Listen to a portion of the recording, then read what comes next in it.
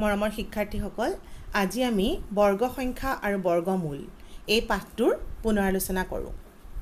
বৰ্গ সংখ্যাৰ প্ৰতিশব্দ হৈছে স্কুৱেৰ নাম্বাৰ আৰু বৰ্গমূলৰ প্ৰতিশব্দ হৈছে স্কুৱেৰ ৰুট। ঠিক আছে, প্ৰতিশব্দবোৰ কিন্তু ভালদৰে মনত ৰাখিবা দেই। এতিয়া প্ৰথমতে আমি চাওঁ বৰ্গ সংখ্যা মানেনো কি আছিলে।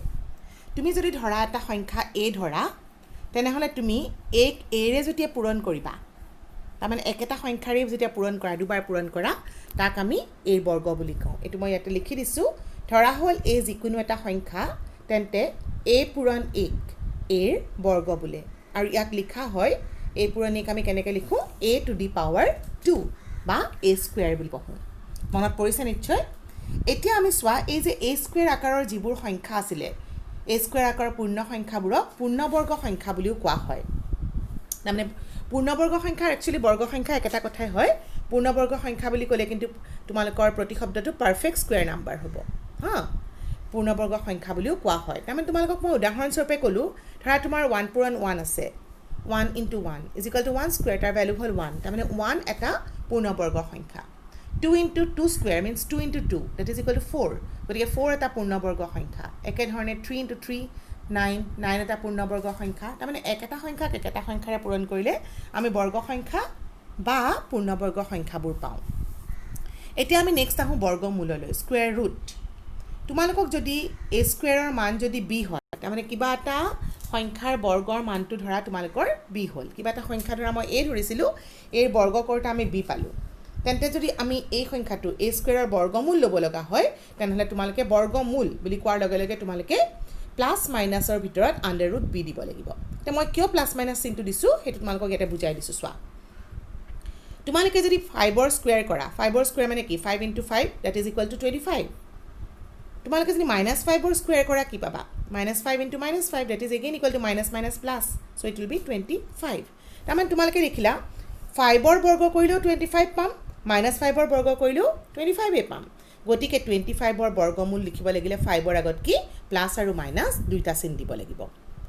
তোমালোকে মন কৰিবা, বৰ্গমূল বুলি ক'লে তোমালোকে প্লাছ মাইনাছ দুইটা চিন দিব লাগিব।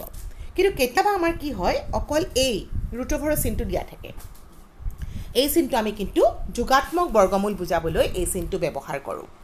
তাৰমানে তোমালোকে এইটো আৰু চিন আৰু বৰ্গমূলৰ মাজত পাৰ্থক্যটো চোৱাচোন। এইটোৱে বুজাইছে যোগাত্মক বৰ্গমূল, আৰু বৰ্গমূল হ'লে কিন্তু তোমালোকৰ প্লাছ মাইনাছ দুইটা থাকে। তাৰমানে যদি তোমালোকক এনেকৈ কয় যে স্কুৱেৰৰ বৰ্গমূল উলিওৱা, তেতিয়া তুমি লিখিব লাগিব +- √a² + -a। বৰ্গমূলত আমি জানো নহয়, দুটা সংখ্যাৰ পৰা, বৰ্গমূল মানে পাৱাৰ কিমান, পাৱাৰ হাফ। পাৱাৰ হাফ মানে স্কুৱেৰ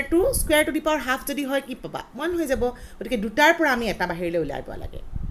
কিন্তু যদি তোমালোকক এনেকৈ √a² বুলি কৈ দিয়া থাকে, অৰ্থাৎ বৰ্গমূল নিদিয়ে কিন্তু বৰ্গমূলৰ চিনটো দিয়া থাকে, তেতিয়া কিন্তু তুমি প্লাছ মাইনাছ দিলে ভুল হ'ব। এইটো হ'ব অকল এ। এইটোৱে বুজাইছে তোমালোকক যোগাত্মক বৰ্গমূল। এই কথাটো তোমালোকে ভালদৰে মন কৰিবা। কিন্তু কি হ'ব, তোমালোকক যদি বৰ্গমূল উলিওৱা বুলি কয়, তেতিয়া তুমি প্লাছ মাইনাছ দিব লাগিব।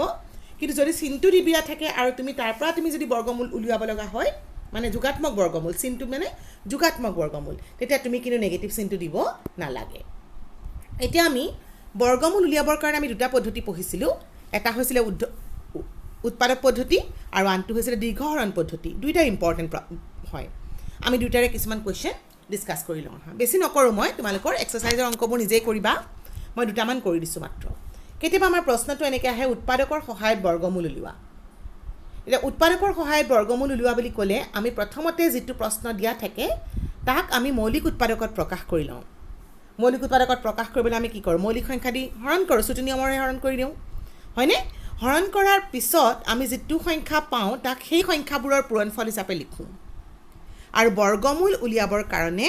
এযোৰৰ পৰা আমাৰ নিয়মটো সেইটো আছিলে। কাৰণ কিয় এযোৰৰ পৰা লওঁ বাৰু, এযোৰৰ পৰা এটা লওঁ, কিয় লওঁ বাৰু? তোমালোকক মই মাত্ৰ কৈছিলোঁ বৰ্গমূল মানে টু দি পাৱাৰ হাফ। তাৰমানে টু দি পাৱাৰ হাফ মানে স্কুৱেৰৰ আধা কৰিলে কিমান হ'ব, স্কুৱেৰ ইনটু হাফ যদি কৰি দিয়া 1 হ'ব। গতিকে দুটাৰ পৰা আমি এটা উলিয়াই আনিব লাগে, পাৱাৰটো হাফ কৰি দিব লাগে। গতিকে মই ইয়াতে এটা কুৱেশ্যন আৰু এটা কথা মন কৰিবা, তোমালোকক যদি উৎপাদক পদ্ধতিৰে বৰ্গমূল উলিওৱা বুলি কয়, তুমি সেইটো পদ্ধতিহে ব্যৱহাৰ কৰিব লাগিব। তোমালোকে দীৰ্ঘহৰণ কৰিলে নহ'ব, বা দীৰ্ঘহৰণ বুলি ক'লে উৎপাদক পদ্ধতিৰে কৰিলে নহ'ব। কিন্তু আনচাৰ দুইটাতে আমি একেই পাওঁ। পদ্ধতিটো যদি মেনশ্যন কৰা থাকে, তোমালোকে তেতিয়া সেই পাৰ্টিকুলাৰ পদ্ধতিটোহে ব্যৱহাৰ কৰিব পাৰিবা। মানে কোনোমতে উলিয়াই থৈ দিলে নহ'ব আৰু। উৎপাদক পদ্ধতি প্ৰথমতে আমি ডিসকাস কৰিলো মনত পেলাই ন কি আছিল যদি আমাৰ এনেকুৱা ধৰণৰ কোৱেশ্চনটো উৎপাদক সহায়ত বৰ্গমূল উলিওৱা তো এতিয়া আমাৰ এনেকুৱা ধৰণৰ এটা গোটা সংখ্যা দিয়া আছে তুমি কি কৰিবা প্ৰথমতে গোটা সংখ্যাটো মৌলিক উৎপাদকত প্ৰকাশ কৰিবা মানে মৌলিক সংখ্যাৰে হৰণ কৰি কৰি চাই যাবা তোমালোকৰ আছে 44100 44100 যেহেতু শূন্য আছে দুইৰে হৰণ যাব দুইৰে কৰিলো হৰণ কৰতে 2 2 0 এই 4 দুইৰে গল এটো 2 হল এটো না যায় কাৰণে শূন্য হল 10 হলে 5 হল আৰু শূন্য তোমালোকে বহুতে কিন্তু এই শূন্যটো দিবলে পাহৰি যোৱা দেই বি কেয়াৰফুল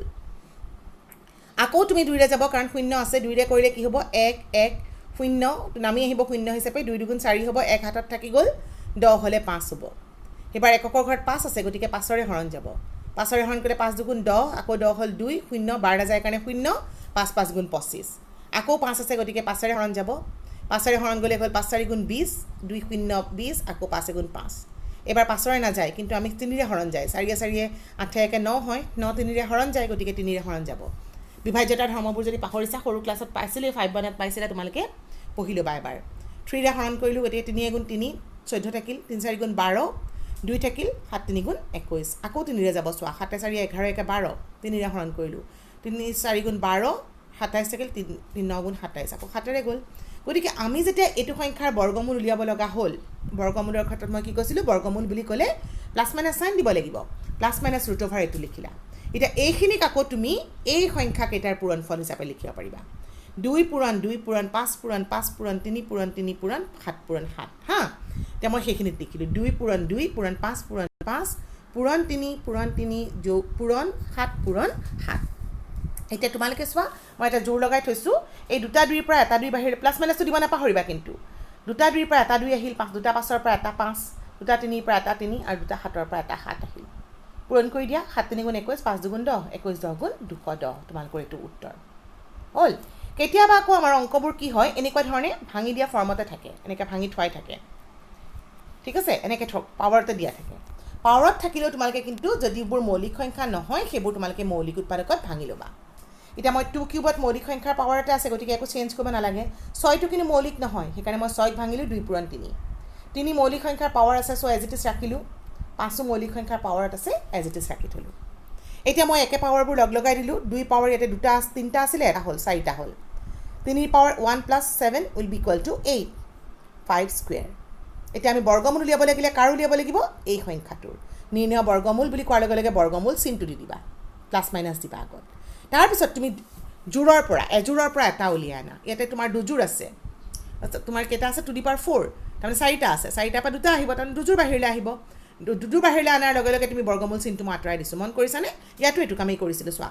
দুটাৰ পৰা যেতিয়া এটা উলিয়াইছিল তে বৰ্গমূল চিনটো ৰিমুভ কৰি দিছিল সেইটো কিন্তু নাপাহৰিবা আকৌ ওকে এটা হলে 2 ^ 4 ৰ পৰা 2 ^ 2 আহিল 2 ^ 8 ৰ আধা হৈ গলে কিমান হ'ব 4 আহিব 3 ^ 4 আহিব 5 স্কয়াৰৰ পৰা কিমান আহিব আধা হলে 1 আহিব এটা এটা পূৰণ কৰি দিয়া হা পূৰণ কৰিলে তোমালোকে পাবা 1620 ঠিক আছে পূৰণটো কৰি চাবা আৰু এইবাৰ তোমালোকে বৰ্গমূল তুলিয়া কেনেকৈ ধৰণে থাকিব পাৰে কলো যদি ভাঙি দিয়া নাথাকে ভাঙি কৰিবা হৰণ যোগ বিয়োগ তেনেকুৱা থাকিব পাৰে সেইবোৰ অংক প্ৰেক্টিছ কৰিবা আৰু মই তো জাস্ট ৰিভিজন কৰি মনত পেলাই দিছো তোমালোকক এটা তোমালোকে চোৱা এই কোৱেশ্চনটো হৈছে সৰল কৰা ইয়াত বৰ্গমূল চিনটো দিয়া আছে তাৰ মানে ইয়াতে যোগাত্মক বৰ্গমূল লাগিব √676 প্লাস √324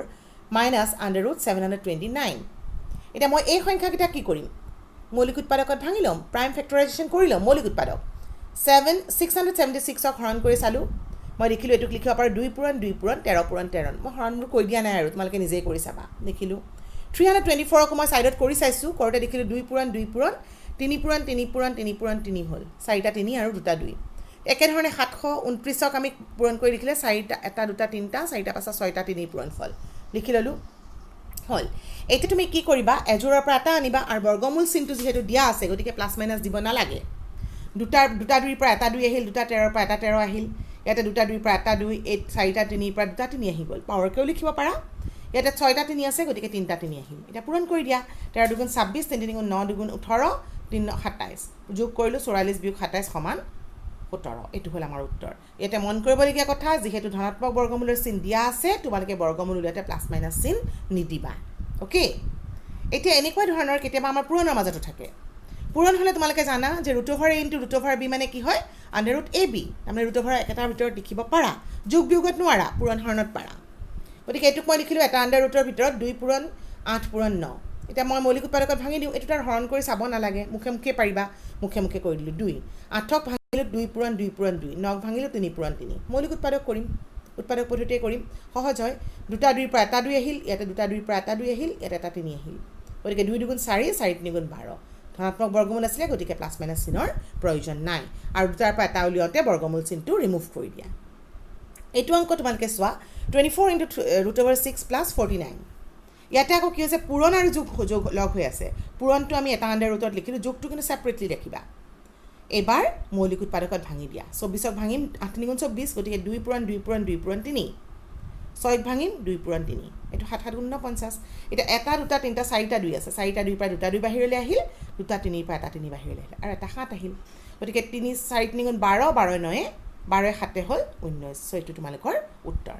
মৌলিক উৎপাদকৰ পদ্ধতিৰে কেনেকৈ কৰোঁ ধৰিব পাৰিছা এইবাৰ মই তোমালোকৰ লগত দীৰ্ঘহৰণ পদ্ধতিৰে তোমালোকৰ ডিছকাছ কৰোঁ দীৰ্ঘহৰণ পদ্ধতি এটা বহুত ইম্পৰ্টেণ্ট পদ্ধতি অকল তোমালোকৰ এক্সাম পাৰপাজতে নহয় কিন্তু পিছতো তোমালোকে এইটো ব্যৱহাৰ কৰি থাকিব লাগে যেতিয়া পূৰ্ণবৰ্গৰ সংখ্যা নহয় তেতিয়াও আমি এইটো দীৰ্ঘহৰণ পদ্ধতিটো ব্যৱহাৰ কৰোঁ এতিয়া পদ্ধতিটোত আমি প্ৰথম কি কৰিব লাগিছিলে মই নিয়মটো প্ৰথমতে কৈ দিছোঁ মন দি শুনা তোমালোকৰ সংখ্যাকেইটা যিকেইটা দিয়া আছিলে যিটো সংখ্যা দিয়া আছে তাত তুমি কি কৰিবা এককৰ ঘৰৰ পৰা দুটা দুটা অংক লৈ এটা এটা চিন দি এযোৰ এযোৰ বনাই ল'বা দুটাৰ পৰা এটা এটা পেৰ বনাই ল'বা কিন্তু কৰিবা কিহৰ ঘৰৰ পৰা এককৰ ঘৰৰ পৰা সোঁফালৰ পৰা ঠিক আছে এককৰ ঘৰৰ পৰা কৰিবা আৰু শেষত তেতিয়া তোমালোকৰ কেতিয়াবা দুটা নহয় এটাও থাকে সেইটো এটাটো এটা গ্ৰুপ হ'ব মানে গ্ৰুপত ভাঙি ল'লা তোমালোকৰ ইয়াতে মই দেখিছা 54756 54,756 আছে মই কি কৰিলোঁ এই 5 আৰু 6 আৰু 5 একক আৰু দশকক এটা গোট বনালোঁ 4 আৰু 7ক এটা গোট বনালোঁ 5ক এটা গোট বনালোঁ মই এটা তিনিটা গোট পালোঁ 1 2 3 তাৰমানে মই বুজি পালোঁ যে বৰ্গমূলৰ যেতিয়া আমি উত্তৰ পাম উত্তৰত আমাৰ তিনিটা অংক বিশিষ্ট সংখ্যা এটা পাম এতিয়া ফাৰ্ষ্ট ষ্টেপটো হ'ল তোমালোকে গোট বনাই ল'লা লগে লগে তোমালোকে গম পালা আনচাৰত কেইটা অংক বিশিষ্ট এটা সংখ্যা পাবা এতিয়া আকৌ মন কৰা দুটা লগ লগাইছোঁ এটা গোট হৈছে এই দুটাৰ এটা গোট হৈছে এটা এটা ৰখি গৈছে ই অকলে এটা গোট হৈছে দুটা থকা হ'লে সিও এটা গোট হ'লহেঁতেন হ'ব মানে 6টা থকা হ'লে তিনিটা দুটা দুটাৰ হ'লহেঁতেন একেই কথা কিন্তু তেতিয়াও তোমালোকৰ তিনিটা অংক বিশিষ্ট সংখ্যাই পালাহেঁতেন তাৰমানে এইটো শেষৰটো একেবাৰে তোমালোকৰ বাওঁফালে যিটো সংখ্যা থাকে সি এটাও থাকিব পাৰে দুটাও থাকিব পাৰে এতিয়া তোমালোকৰ নেক্সট ষ্টেপটো হ'ল ছেকেণ্ড ষ্টেপ তুমি কি কৰিবা এই যে মানে তোমাৰ প্ৰথমটো অংক আছিলে যিটো তোমালোকৰ বাওঁপক্ষৰ এইটো প্ৰথম অংকটো চোৱা এইটোত তুমি এনেকুৱা এটা বৰ্গ হিচাপে প্ৰকাশ কৰা এই সংখ্যাটো ইয়াতে তুমি এনেকুৱা এটা সংখ্যা লিখিব লাগিব যিটো সংখ্যা ইয়াত লিখা এইটো ইয়াতো একেটা লিখিব লাগিব আৰু সিহঁতৰ এইটো সংখ্যাৰ বৰ্গ এই 5তকৈ ইয়াতে সৰু হ'ব লাগিব গতিকে 5তকৈ সৰু বৰ্গ মোৰ আছে 1 1 গুণ 1 2 গুণ 4 নিয়ৰেষ্টটো লিখা ইয়াতে 2 লিখিছোঁ ইয়াতে 2 লিখিছোঁ 2 গুণ 4টো মই ইয়াত লিখিলোঁ নিশ্চয় ধৰিব পাৰিছা ধৰা তোমালোকৰ ইয়াতে যদি 9 থাকিলেহেঁতেন এতিয়া মই 3 লিখিলোহেঁতেন বা 10 থাকিলেহেঁতেন দুটা সংখ্যা থাকিলে তেতিয়াও মোৰ 3য়ে হ'লহেঁতেন কাৰণ 3 3 গুণহে 9 হয়নে আৰু 4 4 গুণ হ'লে 16 10তকৈ ডাঙৰ হৈ যাব তুমি তাৰমানে এনেকুৱা এটা সংখ্যা দিব লাগিব যিটোৰ বৰ্গ তোমালোকৰ সেই সংখ্যাটোতকৈ অৰ্থাৎ এই প্ৰথম গ্ৰুপটোতকৈ সৰু হয় 2 বৰ্গ সৰু গতিকে মই ইয়াতে যিটো লিখোঁ ইয়াতো একেটা লিখিব লাগিব 2 গুণ 4 ইয়াতে লিখি দিলোঁ হ'ল এইবাৰ তুমি কি কৰিবা এবাৰ দ্বিতীয় ভাজকটো বিচাৰিব লাগিব দ্বিতীয় ভাজকটো কেনেকৈ কৰিম এই অংকটো তুমি দুগুণ কৰি দিয়া বা তুমি 2 গুণ কৰা 2 গুণ 4 হয় বা তুমি এনেকৈ ভাবিব পাৰা এইটোৰ লগত এইটো যোগ কৰা একেই কথা বাৰে বাৰে কৰা যোগ মানেওতো পুৰণেই হয় গতিকে ইয়াতে মই 2 গুণ কৰি দিলোঁ 2 গুণ 4 আহিল অকল প্ৰথম অংকটো কিন্তু দেই ইয়াতে এটাই আছে কাৰণে একো বিশেষ প্ৰব্লেম হোৱা নাই বা এইটো যোগ কৰা 4 হ'ল এইখিনিতে মোৰ এটা খালী ঠাই আছে মই এইটো ফিল আপ কৰিম একক আছিলে এবাৰ দহক পাম দহকৰ ঘৰত তুমি এনেকুৱা এটা সংখ্যা অ'কে এইটো 4 হ'ল এতিয়া এইটো এটা খালী ঠাই বুলি মই ডেছ এটা দি থৈছোঁ নহয় খালী ঠাই এটা আছে ধৰা তুমি নিজেই ভৰাব লাগিব ইয়াতে কি ভৰাম তাৰপিছত মই কি কৰিম এইটো বিয়োগ কৰিম বিয়োগ কৰিলোঁ 5ৰ 1 গ'ল 4 তাৰপিছত তুমি এযোৰ সংখ্যা নমাই আনা ইয়াতে মোৰ 47 নামি আহিল হ'ল এতিয়া মোৰ সংখ্যাটো হ'ল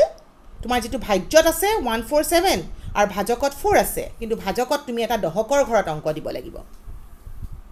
এতিয়া তুমি দহকৰ ঘৰৰ অংকটো তুমি এনেকৈ দিব লাগিব যে ইয়াতে যদি 1 দিয়া ইয়াতো 1 ইয়াতে 2 হ'লে ইয়াতো 2 ইয়াৰ দহক মানে পিছৰ 2 নম্বৰ সংখ্যাটো 2 3 হ'লে 3 4 হ'লে 4 এনেকুৱা হ'ব লাগিব আৰু এই সংখ্যাটোৰ লগত যেতিয়া এইটো সংখ্যা পূৰণ কৰা সিহঁতৰ পূৰণফল এই 147তকৈ সৰু হ'ব লাগিব এতিয়া মই ধৰা এটা 1 দি চালোঁ 1 হ'লে ইয়াতো 1 লিখিম গতিকে 41 × 41 41 থাকিব বহুত সৰু হৈ আছে 2 দি চালোঁ ইয়াত 2 দিলে ইয়াতো 2 দিলোঁ মই কৰি চাইছোঁ ইয়াতে 2 2 4 4 2 8 84 এতিয়াও সৰু হৈ আছে এবাৰ 3 দি চালোঁ ইয়াতে 3 দিব লাগিব 43 × 3 হ'ব 43 3 × 3 হ'লে 3 3 9 3 4 12 তাৰপিছত সৰু হৈ আছে মই 4 দি চালোঁ 4 দিলে ইয়াতে 4 ইয়াতো 4 হ'ব লাগিব 4 4 16 6 হাতে গ'লে 4 4 16 17 176 এইটো ডাঙৰ হৈ গ'ল গতিকে মই ইয়াত কি দিব লাগিব 3 ইয়াত 3 দিয়াৰ লগে লগে মই ইয়াতো 3 দিব লাগিব হৈ গ'ল দহকৰ ঘৰৰ অংকটো কেনেকৈ বহালো বুজি পালা তাৰপিছত মই কি কৰিব লাগিব এই সংখ্যাটো আকৌ বিয়োগ কৰিম বিয়োগ কৰিলে মই ইয়াতে 17 এক ধাৰলৈ আনিব লাগিব 17 9 গ'ল থাকিল 8 ইয়াত থাকি গ'ল 3 3 2 গ'ল থাকিল 1 18 হ'ল মই আৰু এটা পেয়াৰ নামাই আনিলোঁ 56 নামি আহিল এইবাৰ মই কি কৰিম এই এককৰ ঘৰৰ অংকটো দুগুণ কৰিম বা ইয়াত যিটো সংখ্যা লিখিছা সেইটো যোগ কৰিম এককৰ ঘৰৰ অংকটো দুগুণ কৰা মানে কি 3 2 6 হ'ল 4টো নামি আহিল বা 3 যোগ কৰা বুলি ভাবিলে একেই কথা 3 3 6 1 আৰু 4 নামি আহিল এইবাৰ তুমি শতকৰ ঘৰৰ অংক এটা পুৰাব লাগিব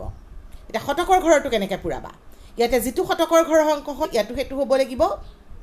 ওকে আৰু তেতিয়া তুমি কি ক'ব লাগিব ইহঁত দুটাৰ পূৰণফল এই সংখ্যাটোতকৈ সৰু হ'ব লাগিব মই এতিয়া 1ৰ পৰা গৈ চাই থাকিম তোমালোকে যদি নিজে নিজে মুখে মুখে ডাইৰেক্টলি পাৰাটো কৰিলাই নহ'লে 1ৰ পৰা কৰি কৰি গৈ থাকিবা চাই থাকিবা 1 বহালা 464 হ'ল ইয়াতো 1 হ'ব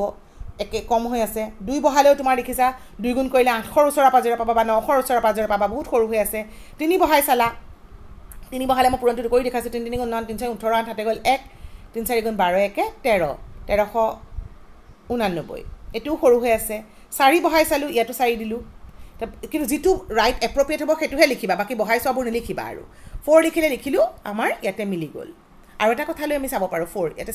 কিহৰ বৰ্গত তোমালোকৰ এককৰ ঘৰত 6 থাকে 4 বৰ্গত থাকে আৰু 6 বৰ্গত থাকে গতিকে ইয়াতে 4 বা 6 হয় লাষ্টৰ অংকটো উলিয়াবলৈ সহজ এতিয়া পূৰণ কৰোঁতে দেখিলোঁ আমাৰ 1856 হৈ গ'ল আৰু বাকী থাকি গ'ল 0 যদি পূৰ্ণবৰ্গ সংখ্যা হয় তেতিয়া আমাৰ এইটো বাকীটো শূন্য থাকে আৰু নহ'লে আমি আকৌ দশমিক দি কৰি যাব লাগিব যদি বাকী থাকে আৰু দশমিকৰ পিছত দিয়াৰ পদ্ধতি হ'ল তুমি দশমিকৰ পিছত এযোৰ শূন্য দি থাকিব লাগিব এতিয়া এইটো মিলি গ'ল গতিকে এইটো হ'ল তোমালোকৰ নিৰ্ণয় বৰ্গমূল গতিকে নিৰ্ণয় বৰ্গমূল প্লাছ মাইনাছ দিব কিন্তু নাপাহৰিবা 234 234 বুজি পালা নিশ্চয় মই আৰু এটা অংক কৰি দিছোঁ চোৱা তোমালোকৰ ইয়াতে আছে 1004004 মই এককৰ ঘৰৰ পৰা পেয়াৰ বনোৱা ষ্টাৰ্ট কৰিলোঁ 04ৰ এটা পেয়াৰ 40 এটা পেয়াৰ 04ৰ এটা পেয়াৰ 00 এটা পেয়াৰ 1ৰ এটা পেয়াৰ কেইটা পেয়াৰ হ'ল 1 গ্ৰুপ হ'ল 1 2 3 4 চাৰিটা গ্ৰুপ তাৰমানে আনচাৰত আমি 4টা অংক বিশিষ্ট সংখ্যা এটা পাম এতিয়া তোমালোকৰ এটা আকৌ একে পদ্ধতি প্ৰথম অংকটো থাকিল 1 তুমি ইয়াতে যিটো সংখ্যা লিখা এইটোতকৈ সৰু হ'ব লাগিব বৰ্গ 1ৰে বৰ্গ 1ৰ সমান সৰু বা সমান হ'ব পাৰে গতিকে মই ইয়াতে 1 লিখিলোঁ ইয়াতো 1 লিখিলোঁ বিয়োগ কৰিলোঁ 0 গতিকে একো লিখাৰ দৰকাৰ নাই মই ইয়াতে এযোৰ 0 নমাই আনিলোঁ এবাৰ মই দহকৰ ঘৰটো ভৰাবই লাগিব কিন্তু তুমি এটা ষ্টেপ কৰাৰ লগে লগে তাত একো নভৰোৱাকৈ থাকিব নোৱাৰা ঠিক আছে গতিকে মই কি ভৰাম 0তকৈতো আৰু 0 বঢ়ালেহে হ'ব 1 ভৰালেওতো তোমাৰ ইয়াতকৈ 0তকৈ ডাঙৰ হৈ যাব গতিকে ইয়াতে 0 দিলোঁ ইয়াতো 0 হ'ব 0 0 কৰিলে 0 আহিল নামি গ'ল আকৌ 0 এবাৰ দ্বিতীয় পেয়াৰটো নমাই আহিলোঁ এবাৰ আকৌ 0টো যোগ কৰিলোঁ বা 0ক দুগুণ কৰিলোঁ 0ক দুগুণ কৰিলেতো 0ই হ'ল আৰু 2টো থাকি গ'ল অকল এককৰ ঘৰটো দুগুণ বা এই সংখ্যাটো যোগ কৰা একে কথা এইটো কনফিউজ নকৰিবা একক দহক দুইটা আৰু দুগুণ কৰি নেপেলাবা তেতিয়া 2 2 4 হৈ যাব ভুল হ'ব কিন্তু এতিয়া শতকৰ ঘৰ ভৰাব লাগিব এইটো 40টো তোমাৰ শতক পোৱাৰ লগে লগে মানে মিনিমামটো 200 হ'ব গতিকে এইটো তোমালোকৰ 1 হ'লেওতো 201 হ'ব নাযাব গতিকে 0 বহালোঁ এইটো 0 আহিল 0ক এইটোৰে পূৰণ কৰিলোঁ পূৰণফল ইয়াত লিখিলোঁ হ'ল আকৌ 0টো ইয়াৰ লগত যোগ কৰিলোঁ বা এককৰ ঘৰৰ অংকটো দুগুণ কৰিলোঁ কি হৈ গ'ল 002 এবাৰ আমাৰ হাজাৰৰ অংক ভৰাব লাগিব ইয়াতে বিয়োগ কৰোঁতে 40 আহিল আৰু 04 নামি আহিল হাজাৰৰ ঘৰত তোমালোকে দেখিছা এককৰ ঘৰত 2 আছে 4 আছে গতিকে 2 হ'ব ইয়াতে 2 দিলোঁ ইয়াতে 2 দিলোঁ মিলি গ'ল তাৰমানে নিৰ্ণয় বৰ্গমূল কি হৈ গ'ল তেনেহ'লে তোমালোকৰ 1 প্লাছ মাইনাছ 1002 তোমালোকে দীৰ্ঘঘৰণ পদ্ধতি অলপ ধৰিব নিশ্চয় পাৰিছা হ'ব তোমালোকক মই এটা এতিয়া দশমিক থকা অংক কৰি দেখাইছোঁ এতিয়া দশমিক থকা অংক যেতিয়া দীৰ্ঘহৰণ পদ্ধতিয়ে এতিয়া দীৰ্ঘহৰণেই কৰিব লাগিব দশমিকৰ অংক উৎপাদকৰ পদ্ধতিয়ে দশমিকৰ অংক নোৱাৰা বা পূৰ্ণবৰ্গ নোহোৱা অংকবোৰো উৎপাদক পদ্ধতি আমাৰ কৰিবলৈ অসুবিধা হয় গতিকে মই দশমিকৰ ঘৰত আকৌ পেয়াৰ বনোৱা অংকটো এইটো আছিলে 45,432.9225 এইবোৰতো এটা এটাকৈ পঢ়া জানাতো নিশ্চয় দশমিকৰ ঘৰত পেয়াৰ বনাওঁতে তুমি এইখিনি দশমিকৰ আগৰখিনি একেই তুমি এককৰ ঘৰৰ পৰা পেয়াৰ বনাবা কিন্তু তুমি দশমিকৰ পিছৰখিনি দশাংশৰ পৰা ষ্টাৰ্ট কৰিবা তুমি দশমিক বিন্দুৰ ওচৰৰ পৰা এবাৰ এফালে এনেকৈ পেয়াৰ এফালে এটা পেয়াৰ মই সেইকাৰণে এৰো দি বুজাই দিছোঁ এইবোৰ তোমালোকক বুজিবৰ কাৰণেহে দিছোঁ দেই এতিয়া পেয়াৰ বনোৱা ষ্টাৰ্ট কৰা গ্ৰুপ বনোৱা ষ্টাৰ্ট কৰা এফালৰ পৰা এটা গ্ৰুপ দুটা গ্ৰুপ তিনিটা গ্ৰুপ হ'ল আৰু এফালৰ পৰা ষ্টাৰ্ট কৰা এটা গ্ৰুপ দুটা গ্ৰুপ হ'ল যদি ইয়াতে এটা ৰখি যায় ধৰা ৰখি গ'ল এটা আছিলে তুমি শূন্য এটা দি পেয়াৰটো বনাই ল'ব পাৰিবা কাৰণ দশমিকৰ পিছত তুমি যিমান শূন্য দিয়া কৈছে এইটো বদলি সলনি নহয় এতিয়া তুমি আগৰ পদ্ধতি আকৌ ব্যৱহাৰ কৰা অকল মাত্ৰ আৰম্ভণিখিনি বেলেগ বাকী একেই ইয়াতে তোমাৰ 4 ৰখিছিলে 2 দুগুণ 4 মিলি গ'ল এইটো অংকক দুগুণ কৰা বা 2 যোগ কৰা 4 আহিল দশকৰ ঘৰ ভৰাব লাগিব দশকৰ ঘৰৰ কাৰণে এইটো এফালে নমাই আনিলা একেলগে বহুত কাম কৰিব লাগে কিন্তু 54 হ'ল 54টো ইয়াতে কি দিব লাগিব 54 নমোৱাৰ পিছতে গম পাম ইয়াতে দশকৰ ঘৰত যি অংক দিয়া ওপৰতো সেইটো অংকই লাগিব 2 নম্বৰ অংকটো গতিকে ইয়াতে তো আৰু 2 বহালেও 84 হৈ যাব 2 বহালে 2 বহালে 2 দুগুণ 4 আৰু 8 হ'ব নহ'ব গতিকে এইটো 2 দিব লাগিব নহয় দুগুণ কৰিব লাগিব ইয়াতে যি ইয়াতে সেই তাৰ পূৰণ ফল লিখোঁ ইয়াতে 1 দিলোঁ ইয়াতো 1 দিলোঁ 41 জাৰ 41 1 জাৰ 41 আহি গ'ল বিয়োগ কৰা তেতিয়াহ'লে 3 আৰু 1 এযোৰ নমাই আনিলে 32 ইয়াতেও এই অংকটো ইয়াৰ লগত যোগ কৰিলোঁ বা এককৰ ঘৰৰ অংকটো দুগুণ কৰিলোঁ 2 গুণ 2 বাকী 4 নমাই আনিলোঁ বা এইটো অংক যোগ কৰিলোঁ একে 42 হ'ল শতক ভৰাব লাগিব প্ৰথমতে একক তাৰপিছত দশক তাৰপিছত শতক হাজাৰ এনেকৈ গৈ থাকিম আৰু শতক ভৰাবলৈ ইয়াতে মই যিটো দিম ইয়াতো সেইটোৱে দিব লাগিব মই কৰি চাইছোঁ আৰু 1 2কে দেখিলোঁ যে মই ইয়াতে মিলিব মোৰ 3 লগত মিলে 3 দিলোঁ ইয়াতো 3 দিলোঁ 1200 কিমান পালোঁ 69 পালোঁ হ'ল ইয়াতে তাৰপিছত এইটো 4 দি চাইছিলোঁ আৰু ডাঙৰ হৈছিলে সেইকাৰণে কৰা নাই আকৌ তোমালোকে বিয়োগ কৰিলা বিয়োগ কৰাৰ পিছত থাকিলে 63.2 ওপৰত দিবা সংখ্যাযোৰ তললৈ নমাবা এইটো হৈ গ'ল এবাৰ হাজাৰৰ ঘৰ ভৰাব লাগিব 6392 হ'ল ইয়াতেতো এবাৰেই যাব ইয়াতে পইণ্টৰ পিছত 1 হ'ল পইণ্টটো কিন্তু চিধা চিধি ওপৰলৈ উঠাই নিবা যেতিয়াই পইণ্টৰ পিছৰযোৰ তললৈ নমোৱাৰ লগে লগে পইণ্টটো ওপৰলৈ উঠাই দিবা গতিকে এইবাৰ একবাৰ দিলোঁ এইটো আহি গ'ল তাৰপিছত নেক্সট আহি গ'ল আকৌ বিয়োগ কৰা আৰু সংখ্যা নমাই আনা একক দশক শতক হাজাৰ আহিছিলে এবাৰ এইটো দুগুণ কৰা 2 হ'ল বাকীবোৰ একে নামি আহিল আকৌ হাজাৰৰ পিছত কেছ একক শতক হাজাৰ অযুতৰ ঘৰ ভৰাব লাগিব ইয়াতে 5 দিলোঁ ইয়াতে 5 মিলি গ'ল গতিকে আমাৰ নিৰ্ণয় বৰ্গমূল পালোঁ কিমান 2 প্লাছ মাইনাছ 213.15 হ'ল এনেকুৱা ধৰণৰ অংক তোমালোকে অলপ নিজে প্ৰেক্টিছ কৰিবা এতিয়া তোমালোকৰ কিছুমান শ্বৰ্ট কুৱেশ্যনৰ কাৰণে আমাৰ অংক আছিলে সেইটো হ'ল কি মই অলৰেডি কৈছোঁৱেই তলৰ বৰ্গমূলবোৰত কেইটাকৈ অংক থাকিব এটা ধৰা 625 কেইটা আছে পেয়াৰ বনাই চালোঁ এযোৰ দুটা গ্ৰুপ পালোঁ তাৰমানে দুটা অংক থাকিব ইয়াতে পেয়াৰ বনাই কেইটা পালা এটা দুটা অৰ্থাৎ দুটা পেয়াৰ মানে দুটা গ্ৰুপ এইটোত কৰি চালোঁ এযোৰ দুটা গ্ৰুপ তিনিটা চাৰিটা গ্ৰুপ তাৰমানে কেইটা অংক থাকিব চাৰিটা অংক থাকিব তোমালোকে এনেকুৱা ধৰণৰ অংকবোৰ নিজে অলপ প্ৰেক্টিছ কৰিবা ভিডিঅ'টোত দিয়া কথাখিনি ধুনীয়াকৈ শুনি ল'বা আকৌ তোমালোকে নিলিখিলেও কথা নাই ফেয়াৰ কপিত মানে মেথছৰ কপিত তোমালোকে কিন্তু ঘৰৰ কপিত অংক অলপ প্ৰেক্টিছ কৰিবা ঠিক আছে থেংক ইউ